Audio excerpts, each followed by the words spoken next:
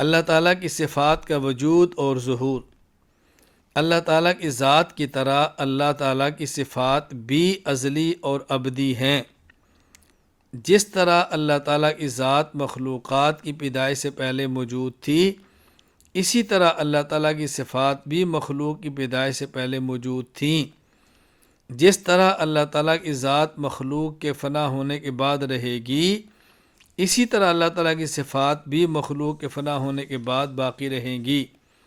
البتہ اللہ تعالیٰ کی صفات کا ظہور اس وقت ہوتا ہے جب مخلوق کو وجود ملتا ہے۔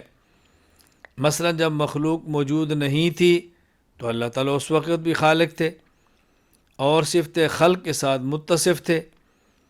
ہاں، جب مخلوق کو پیدا فرمایا تو صفت خلق کا ظہور ہوا۔ اسی طرح اللہ تعالیٰ متکلم تو پہلے سے تھے اور صفت کلام کے ساتھ متصف تھے، لیکن جب حضرت موسیٰ علیہ السلام سے کلام فرمایا تو اس وقت صفت کلام کا ظہور ہوا ہے۔ اس لیے صفات کا وجود الگ چیز ہے اور صفات کا ظہور الگ چیز ہے۔ یہ بات پہلے بھی سمجھائی جا چکی ہے۔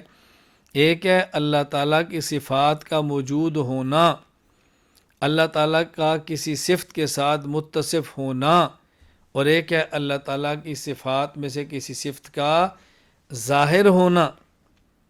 مثلا اللہ تعالیٰ ہمیشہ سے متکلم ہے، لیکن صفت کلام کا ظہور کب ہوگا؟ جب کسی سے کلام فرمائیں گے۔